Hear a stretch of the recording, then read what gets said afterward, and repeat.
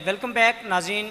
दौरान ब्रेक हमें ज्वाइन किया है मियाँ मुमताज़ अली साहिब ने। आप चेयरमैन हैं अल मुजाहिद वेलफेयर ऑर्गेनाइजेशन के। सर वेरी वेलकम जी। अस्सलाम वालेकुम। वालेकुम अस्सलाम वरहमतुल्लाह। बहुत शुक्रिया जनाब। खैरियत से हैं। अच्छा सर, आप बताइएगा अपनी अल मुजाहिद वेलफेयर ऑर्गेनाइजेशन के हवाला से कि इसका क़याम कब अमल में लाया गया। जी, सबसे पहले तो मैं सिटी रंग न्यूज़ और ख़ास तौर पे आप सारी टीम का शुक्रिया अदा करूँगा और आपको मुबारकबाद पेश करता हूँ। बड़ी कामयाब रमज़ान ट्रांसमिशन चल रही है। तार भाई ऐसे है कि हम दोस्त थे, सेकंड ईयर में पढ़ते थे और नेशनल कैडेट कोर्स NCC जो एक फ़ौजी ट्रेनिंग थी वो करते थे। तो दोस्तों ने मिल के एक प्लान किया, क्यों ना हम अपने जो कौमी त्यौहार हैं उनको फ़ौजी अंदाज में सेलिब्रेट करें। तो इसका सेहरा बेसिकली हमारे दोस्त और तंजीम के सरपरस्ते आला राना मोहम्मद सेहल साहब के सर हैं। उन्होंने ये आइडिया दिया और उन्होंने हमें साथ लेके चले।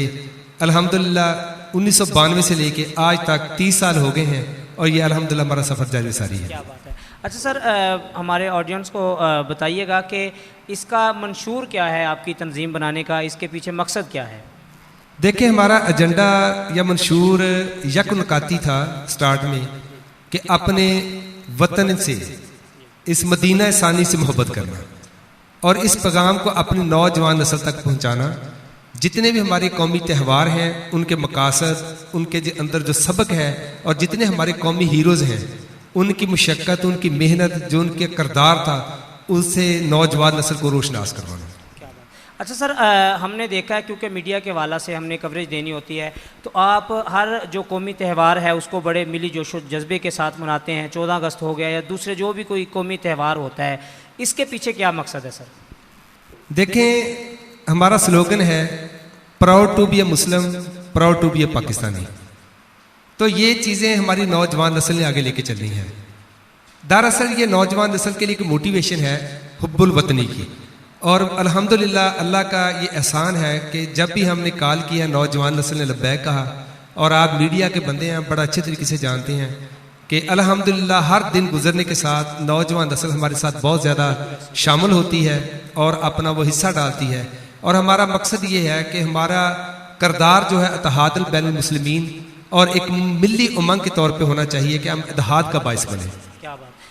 नाज़रीन मुकर्रम, आप सुन रहे हैं बड़ी प्यारी गुफ्तगू मियाँ मुमताज़ अली साहब की। यहाँ पर वक्त हुआ चाहता है एक छोटे से ब्रेक का, हमारे साथ रहिएगा। मुश्किलात और मसाइल में उलझी अवाम, हर मसला जन्म देता है कई सवालात।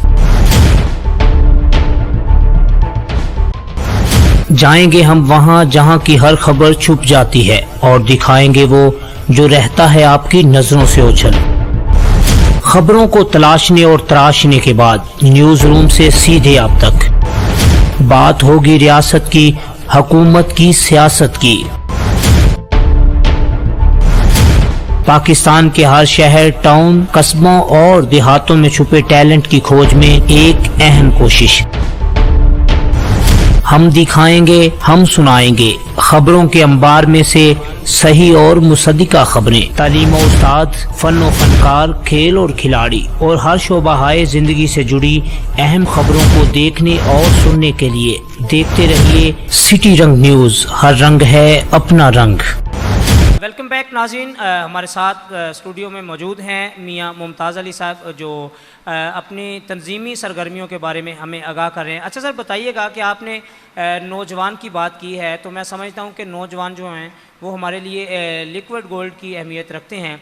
तो सर, नौजवानों के लिए कोई ऐसा प्लेटफार्म उनको मुहैया किया गया है जहाँ पर उनके लिए कोई तरबियती नशिस्तें लगाई जाती हों।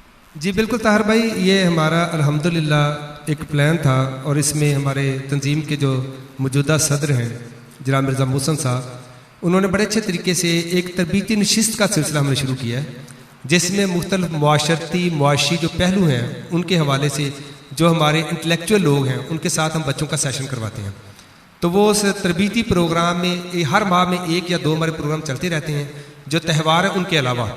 तो बच्चों को डायरेक्ट मौका मिलता है उन लोगों से, उन प्रैक्टिकल लोगों से बात करने का और उनको काफ़ी तरबियत जो है उससे मुहैया की जाती है। उसके अलावा मुआशरे का फ़ाल इनको बनाने के लिए, नौजवान बनाने के लिए हमने रेस्क्यू 1122 के रज़ाकार की ट्रेनिंग दिलवानी शुरू की और अल्हम्दुलिल्लाह हमारे 50 से ज़्यादा बच्चे जो हैं वह लाइफ सपोर्ट प्रोग्राम जो है इनका वो उसकी ट्रेनिंग हासिल कर चुके हैं।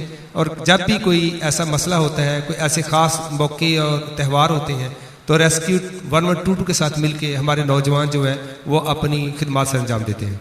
अच्छा सर, रमज़ानुल मुबारक के हवाला से एक तो आप मैसेज क्या देना चाहेंगे, और सर दूसरा मेरा अहम जो सवाल है, मैं तकरीबन जितने भी मेहमान आ रहे हैं मैं सबसे कर रहा हूँ, क्योंकि ये करंट इशू चल रहा है। सर देखने में आता है कि रमज़ानुल मुबारक का जो ही ये बाबरकत और ख़ूबसूरत महीना शुरू होता है, जो फलाही तंजीमात हैं, मैं माज़रत के साथ बात करूँगा, वो साबन की एक टिकिया तक भी देते हैं, तो वो फ़ोटो सेशन जो हैं वो उसको लाज़िम मलज़ूम समझते हैं। तो सर क्या समझते हैं कि इसके साथ इज़्ज़त नफ्स मजरूह नहीं होती? सर जी बिल्कुल, मैं आपकी बात के साथ इत्तेफाक करता हूँ। देखें, जब किसी चीज़ की, किसी नेकी के काम की तशहीर की जाती है तो उसमें सिर्फ एक मकसद होना चाहिए कि लोगों के लिए रग़बत बनाई जाए उसमें, ना कि किसी की तज़हीर की जाए। तो हमारा बहुत ज़्यादा फलाही काम का सेटअप तो नहीं, लेकिन अल्हम्दुलिल्लाह जो हम करते हैं, जैसे इस रमज़ान में भी और पिछले भी जो रमज़ान है उनमें हम राशन तकसीम का एक सिलसिला करते हैं, और उसमें हमारा तरीक़ाकार ये होता है कि हम रात को गाड़ी में राशन डाल के लोगों के घरों तक पहुँचाते हैं। लास्ट ईयर हमें थोड़ा सा ये मसला हुआ कि कुछ लोगों को जो रवायती कह सकते हैं उनको हमारे घर का पता चला गया। तो जैसे मैं नमाज़ पढ़ के मगरिब के घर आया तो 200-300 ख़वातीन जो वो घर के बाहर बैठी हुई थी। तो हमने इस बार इस प्रोग्राम को फिर थोड़ा सा और चेंज कर दिया। राशन की बजाय हमने पैकिंग की है ईदी की, और वो हमारे जो कारकुन ज़ाती तौर पे सफ़ेद पोश लोग हैं ख़ास तौर पे, उनके घरों तक हमने पहुँचाया, और अल्हम्दुलिल्लाह ये सिलसिला अभी भी चल रहा है। अच्छा सर, रमज़ानुल मुबारक के हवाला से क्या मैसेज देना चाहेंगे? देखिए, रमज़ानुल मुबारक इतनी बड़ी इबादत है कि अल्लाह करीम हमारे खालिक व मालिक ने फरमाया कि ये इबादत मेरे लिए है और इसका अजर मैं हूँ। तो इसके पैगाम में हम चीज़ देखते हैं कि इसमें जो हलाल चीज़ें अल्लाह करीम ने हमें अनायत की हुई हैं वो भी हम अल्लाह की रज़ा के लिए उनको छोड़ते हैं।